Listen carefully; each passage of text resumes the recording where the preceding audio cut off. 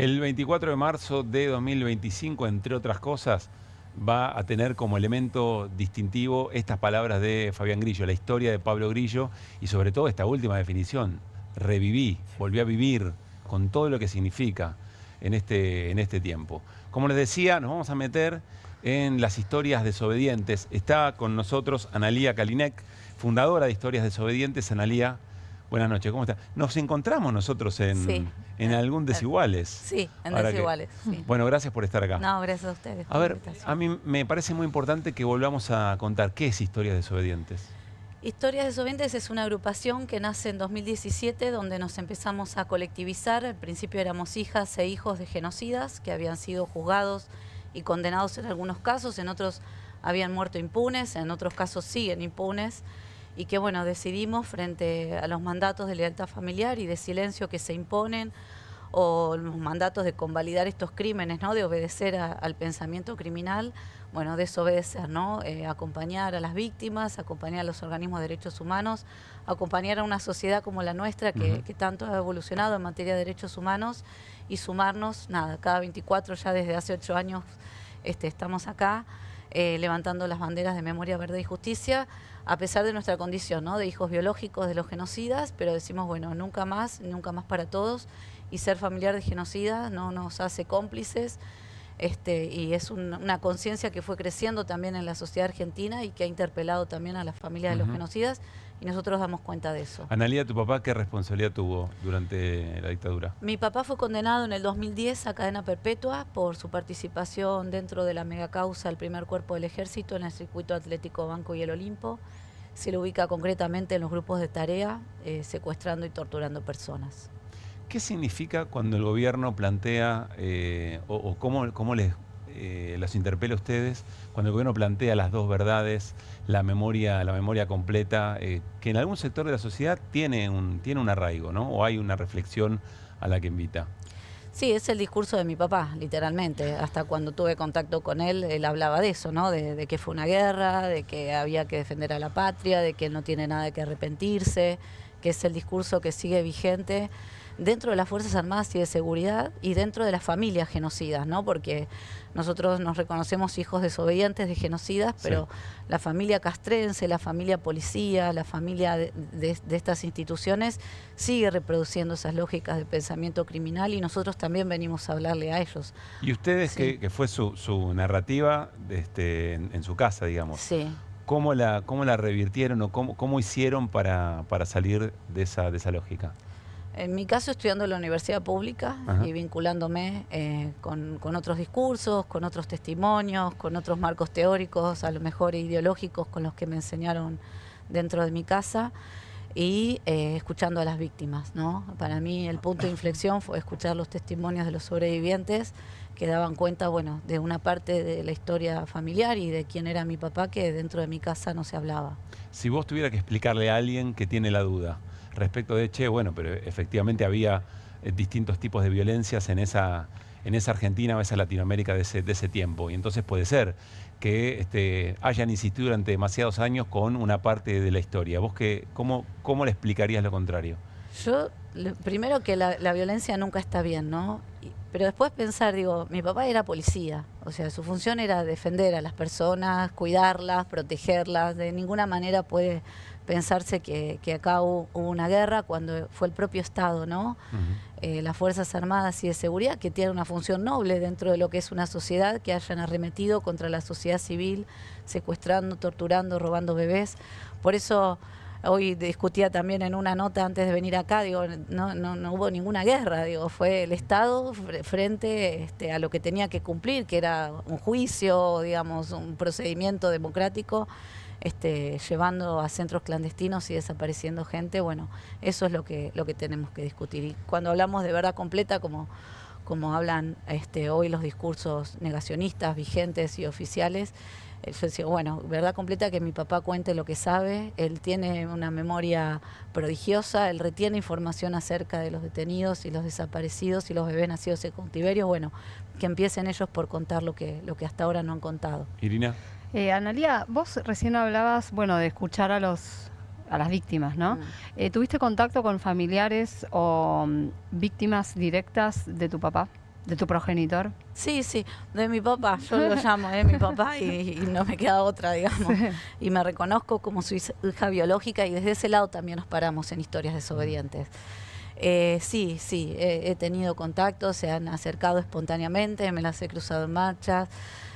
Hay muchas reacciones posibles también, ¿no? Desde un abrazo hasta un yo te respeto pero no te puedo abrazar, digo, en lo que proyecta, ¿no? La condición de ser hijo de genocidas en las víctimas y en los sobrevivientes, y que eso, bueno, a lo mejor escapa a lo que uno pueda decir, pero he marchado juntas, he dado charlas con sobrevivientes y con víctimas incluso directas de mi papá. Vos decías recién que situabas, bueno, el nacimiento de Historias Desobedientes en el 2017, que fue el año del 2x1. Sí.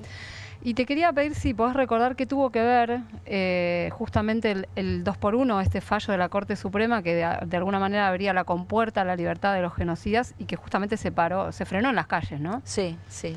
Absolutamente se frenó en las calles y en mi caso personal, en un momento donde yo pude recién hacer conciencia, ¿no? Yo nací en el 79, crecí en años de impunidad. Nunca jamás había vinculado a mi papá en tiempo y espacio con lo que había sido la historia reciente de nuestro país. Mi papá queda detenido en el año 2005 y allá por el año 2000, ¿cuándo fue el 2x1? 2017, por eso te preguntaba. Sí. 2017. Yo ya tenía conciencia acerca de quién era mi papá, acerca de lo que había hecho, había sido juzgado y condenado, y por primera vez me siento interpelada, como tardíamente, ¿no? Y lo digo con vergüenza también, como parte de una sociedad que no se había comprometido hasta ese momento. Y que bueno, yo creo que no es casual que como respuesta social incluso, ¿no? Porque yo entiendo que Historias Desobedientes es un emergente social y tiene que ver con una construcción que como sociedad hemos hecho en materia de derechos humanos que nos ha interpelado a los hijos de los genocidas. Muy interesante, sí, una política respecto a los derechos humanos que a que a ustedes, digamos, que a este grupo de personas logró hacer reflexionar sobre sobre la historia de sus propios padres. ¿A eso te referís con que es un emergente social? Claramente, sí. O sea, nace de las políticas de memoria, verdad y justicia. Nace, yo creo que de la lucha de las madres y de las abuelas, que después se materializan 20 años después de impunidad en políticas públicas, de la mano del gobierno de Néstor Kirchner primero, de la mano de un poder legislativo que deroga las leyes de audiencia de punto final, y de las manos de un poder judicial que saca un fallo como el fallo Simón, que también declara la inconstitucionalidad de no juzgar esos crímenes. Entonces, me parece que la sociedad argentina en algún momento madura lo suficiente como para hacer lo que no se hizo en otro país del mundo, que es juzgar sus propios crímenes con leyes vigentes al momento de los hechos, y por eso personas como mi papá pudieron ser juzgadas y condenadas. Y por eso, perdóname, y por eso también Historias Desobedientes es un colectivo que tampoco ha emergido en otro lugar del mundo, ¿no? Donde ni siquiera los hijos de nazis se han colectivizado, si bien ha habido testimonios, y hoy Historias Desobedientes... No hay una experiencia así en otro lugar del mundo. Y Historias Desobedientes se está proyectando. Hoy marchó con nosotros una bisnieta de nazi.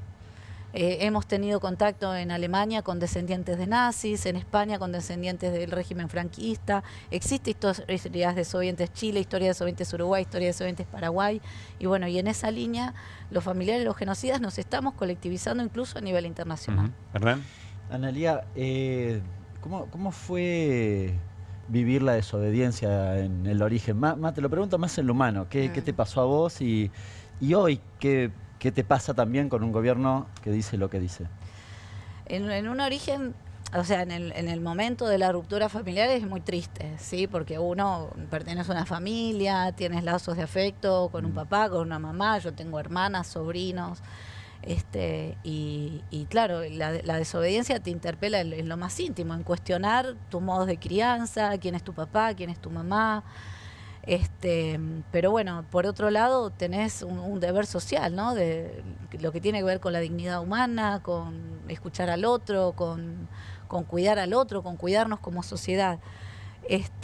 Y ahí, bueno, nada, el poder encontrarnos con otros que hayamos tenido como una experiencia parecida a esto de sentirnos la oveja negra de la familia.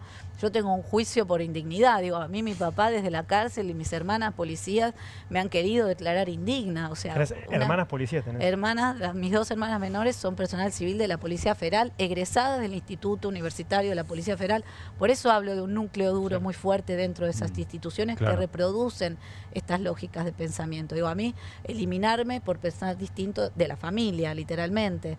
Entonces, poder colectivizarnos, poder poner a trabajar. Digo, hoy se sumaron 2 desobedientes nuevos, un hombre hoy mismo marchando.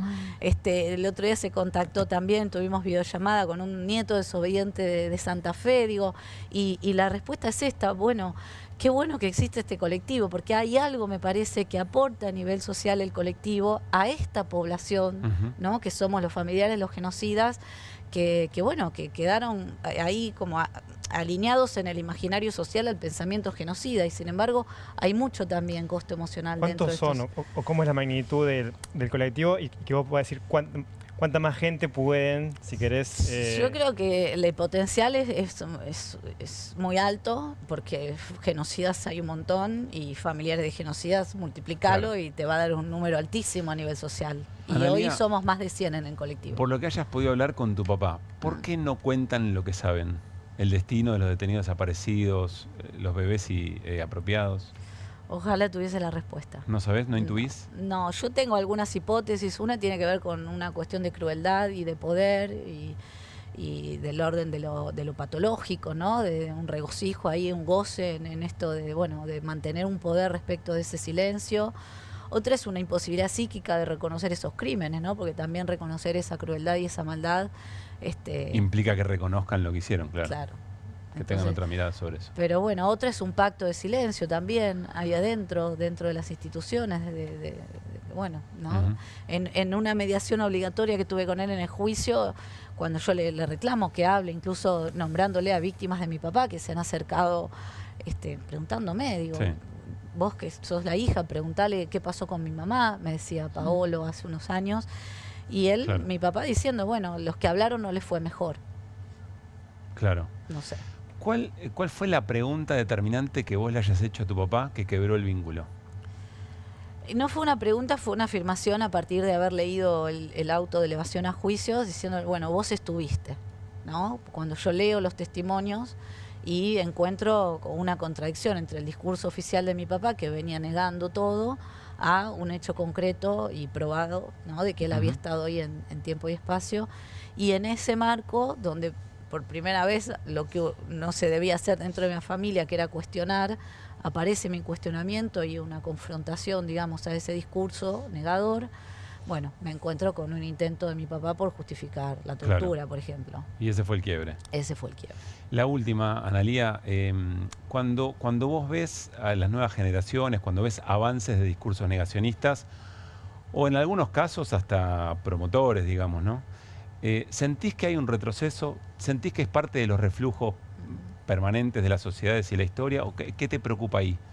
En lo que viene, digamos, ¿no? No, el sentimiento es de seguir adelante, ¿no? Digo, si las madres y las abuelas pudieron en un contexto mucho más adverso, como fue en plena dictadura, salir adelante y generar todo el movimiento que generaron, me parece que tenemos que mirar por ese lado, ¿no? Que si tanto odio y tanta crueldad es posible, tiene que haber de este lado un amor y una lucha capaz de contrarrestarlo, y bueno, yo quiero estar en esa lucha.